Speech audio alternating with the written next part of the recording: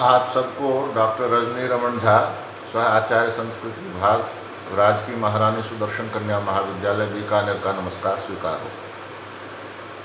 हमने भगवद गीता के तीसरे अध्याय के 37 श्लोकों का पारायण कर लिया था और अब 6 श्लोक और रहते हैं जिसको आज हम पूरा करेंगे। तो जब अर्जुन ने पूछा कि पाप किस रूप में क्यों करता है कोई मनुष्य, तो भगवान ने कहा कि काम और क्रोध ये जो है ये पाप के मूल कारण है और ये महाशना है, मतलब बहुत खाते हैं, यानी ये कभी तृप्त नहीं होते और ये जो सबसे बड़े शत्रु हैं, वैसा कहा। उसके बाद कहते हैं धूमे नाव्रियते वह्निर्यथा दर्शो मलेन च यथोल्भे नावृतो गर्भस् तथा तेनेदम आवृतम, कि जिस प्रकार धुएं से अग्नि और मैल से दर्पण ढका जाता है। धूमे नाव्रियते वह्निर, धुएं से अग्नि ढक जाता है और आदर्शो मलेन च, और जो दर्पण है वह मैल से ढक जाता है, धूल से ढक जाता है। और यथोल बेनावृतो गर्भ, और गर्भ जो है वह झिल्ली से, गर्भ के चारों तरफ एक झिल्ली होती है, जेर भी बोलते हैं, झिल्ली भी बोलते हैं, उल्ब बोलते हैं, उल्बेना आवृतो गर्भ। तो उस उल्ब से, जेर से या झिल्ली से जो गर्भ ढका हुआ होता है, तथा तेनेदमावृतम, उसी तरह से यह जो काम है वह विवेक को ढक लेता है। काम और क्रोध जो है वो विवेक को ढक लेते हैं। आवृतम ज्ञान में तेन ज्ञानिनो नित्य वैरिणा काम रूपेण कौन्तेय दुष्पूरेणा नललेन च। हे अर्जुन, ज्ञानियों के, यानी कि जो समझते हैं, आत्मा को समझते हैं, सच को समझते हैं, सत्य को समझते हैं, वो उसके नित्य वैरी, अति कष्ट से पूर्ण जैसे होने वाले तथा भोगों से कभी तृप्त न होने वाले इच्छा रूप, इससे मनुष्य का ज्ञान आच्छादित है। आवृतम ज्ञान में ते, जो ज्ञान है किसका? ज्ञानिनो, ज्ञानी व्यक्ति का, जो जानकार हैं, जो आत्मा को समझते हैं, उनका जो ज्ञान है वह नित्य वैरिणा, उसका नित्य शत्रु है। कौन? तो काम, काम के काम रूपी नित्य वैरी से ज्ञानियों का ज्ञान, हे अर्जुन, ढका हुआ है। और यह काम क्या है? दुष्पूरे नलेन च, दुष्पूरे नानलेन च, जो दुष्पूर है, दुष्पूरेण अनलेन,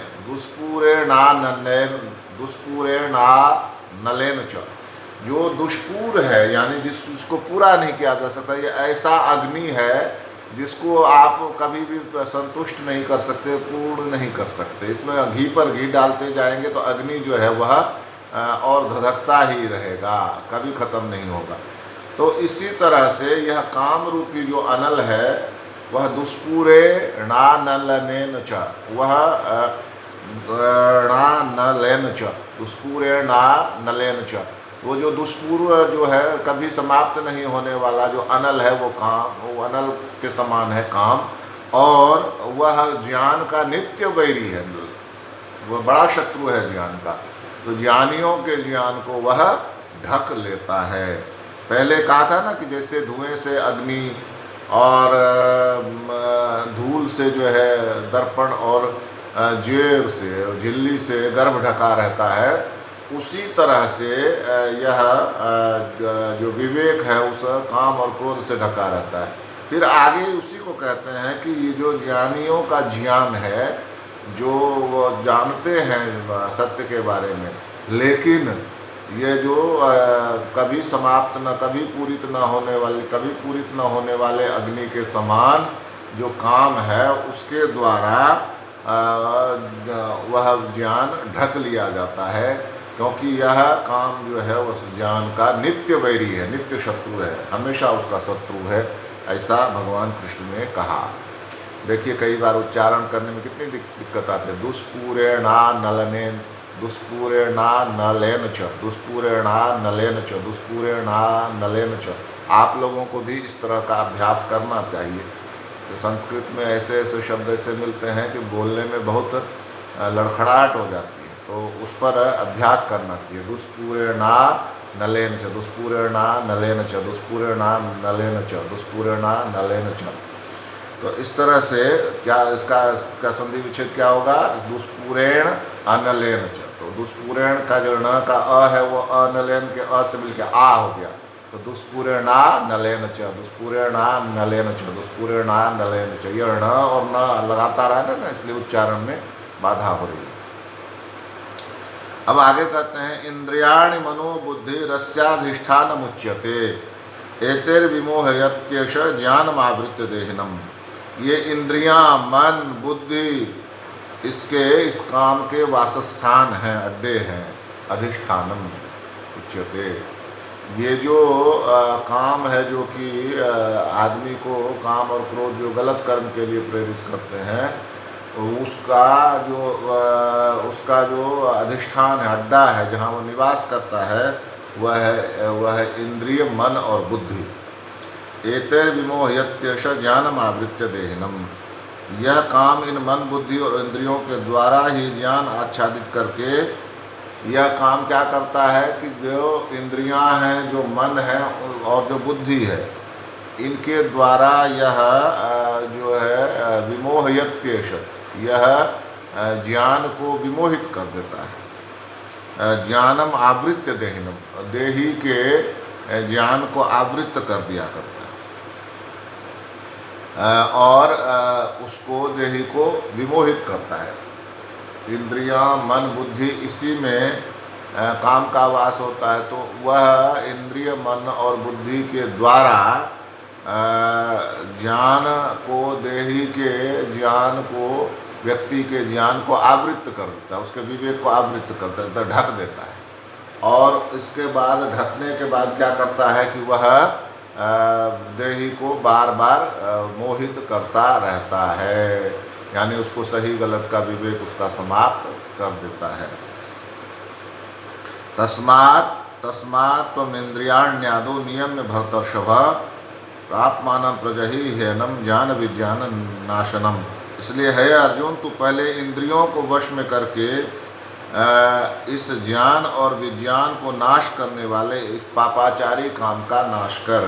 तस्मात् त्वम इंद्रियाण्यादो नियम्य भरतर्षभ। हे भरतर्षभ, हे श्रेष्ठ भरत कुलवंशी अर्जुन, तुम क्या करो, इंद्रियाणियों, अपनी इंद्रियाणी को आदो, शुरू में ही, नियम में नियंत्रित कर लो। अपनी इंद्रियों को प्रारंभ में ही नियंत्रित करके क्या करो, पापमानं प्रजहि ह्येनं। इस पापचारी जो काम जिसके बारे में चर्चा कर रहे हैं, इस पाप पर ले जाने वाले काम को प्रजहि, त्याग कर दो। ज्ञान विज्ञान नाशनम। और यह क्या है? तो यह ज्ञान विज्ञान का नाश करने वाला है। यह सोच विचार, ज्ञान विज्ञान, ज्ञान कहते हैं, विज्ञान कहते हैं जो हम संसार में रहने का जो ज्ञान सीखते हैं उसको विज्ञान कहते हैं। और ज्ञान क्या है? जब हम उस परमात्मा की ओर बढ़ते हैं तो वह ज्ञान होता है। तो ज्ञान और विज्ञान दोनों का ही नाश कर देने वाला है क्या? यह काम। तो पापमानं प्रजहि ह्येनं। इस पापाचारी प्रजहि ह्येनं, इस पापाचारी काम का परित्याग कर दो। इसलिए क्या कहा, फिर से देखते हैं इसको कि हे अर्जुन, जो तुम पहले जो तुम्हारे काम के बारे में कहा गया, उसका इंद्रियां हैं, उसका इंद्रियों, मन और बुद्धि में वास है, तो सबसे पहले तुम इंद्रियों को वश में कर लो।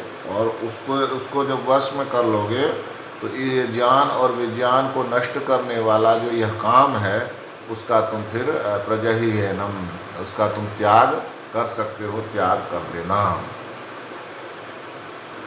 इंद्रियाणि पराण्याहुरिन्द्रियेभ्यः परं मनः, मनसस्तु परा बुद्धिर्यो बुद्धेः परतस्तु सः।